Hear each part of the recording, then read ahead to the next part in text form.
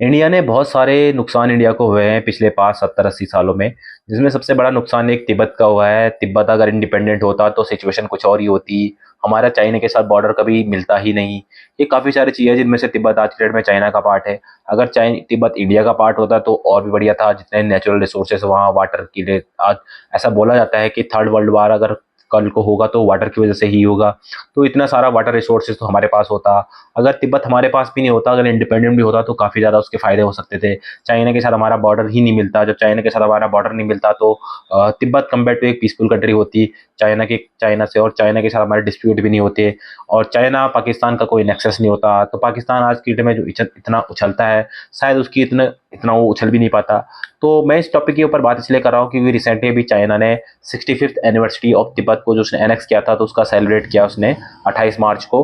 और 65 साल हो चुके हैं चाइना ने तिब्बत के ऊपर अपना राज करते करते। हालांकि चाइना बोलते हैं तिब्बत को ऑटोनोमस एरिया, बट ऑटोनोमस कितना है वो चाइना सभी आप जानते हो। तो इसके पीछे की थोड़ा हिस्ट्री जानते हैं। तो 1952 का वो दिन था जब चाइना ने डिसाइड किया है कि अब तिब्बत को हम अपना पार्ट बना के रहेंगे, और उन्होंने एनेक्स कर दिया अल्टीमेटली। 1954 में इंडिया और चाइना के बीच में एक ट्रीटी होती है, क्योंकि चाइना के सामने सबसे ज़्यादा मुश्किल यही थी कि इंडिया इस बात को एक्सेप्ट करता है या नहीं करता है। अगर इंडिया इस बात को एक्सेप्ट नहीं करेगा तो चाइना के ऊपर अटैक भी कर सकता है इंडिया। और 1952 के आसपास इंडिया चाइना के कंपैरिजन में काफ़ी डेवलप कंट्री था, और काफ़ी ज़्यादा एडवांस टेक्नोलॉजी हमारे पास थी, मिलिट्री हमारे पास थी। लेकिन इंडिया के जो उस टाइम पे प्रधानमंत्री थी जवाहरलाल नेहरू जी, उन्होंने एक्सेप्ट कर लिया इस बात को कि हाँ आप जो है तिब्बत चाइना का ही पार्ट है। और 1954 में एक पंचशील एग्रीमेंट साइन होता है। और ये पंचशील एग्रीमेंट में 5 पॉइंट रखे हुए थे, जिसमें 5 पॉइंट में इन्होंने बोला था कि हम एक दूसरे की टेरिटरी में इंटरफेयर नहीं करेंगे, को एग्जिस्टेंस के साथ रहेंगे, दूसरे की सोवरेनिटी, इंटीग्रिटी, इन सब चीज़ों की रिस्पेक्ट करेंगे। तो इस तरह की पांच चीज़ें हैं, और एक इनमें सबसे था कि तिब्बत को इंडिया एक्सेप्ट करता है कि ये चाइना का इंटीग्रल पार्ट है। तो इस तरह सब कुछ होने के बाद उसके बाद धीरे धीरे करके ये एग्रीमेंट इंडिया और चाइना के बीच में हो गया। लेकिन जब चाइना का जो दमन जो तिब्बत के ऊपर है वो बढ़ता गया धीरे धीरे करके, तो जो वहाँ के दलाई लामा जी थे उन्होंने क्या डिसाइड किया कि वो तिब्बत से भाग कर इंडिया आने की सोचा। क्योंकि जो चाइना था उसने वहाँ का दलाई लामा को रिप्लेस करना या उनकी हो सकता है डेथ कर देता, उनको मार देता। तो ये सब फियर की वजह से दलाई लामा ने डिसाइड किया कि वो तिब्बत छोड़ के इंडिया में एनेक्स करेंगे, इंडिया में भाग जाएंगे। तो 1959 का वो दिन था जब वो तिब्बत छोड़ के इंडिया आते हैं, और अपने साथ वो कम से कम 1 लाख 2 लाख ऐसे बताते हैं, बहुत सारे फॉलोवर को लेके भी इंडिया आ जाते हैं, जो कि आज की डेट में इंडिया में रह रहे हैं।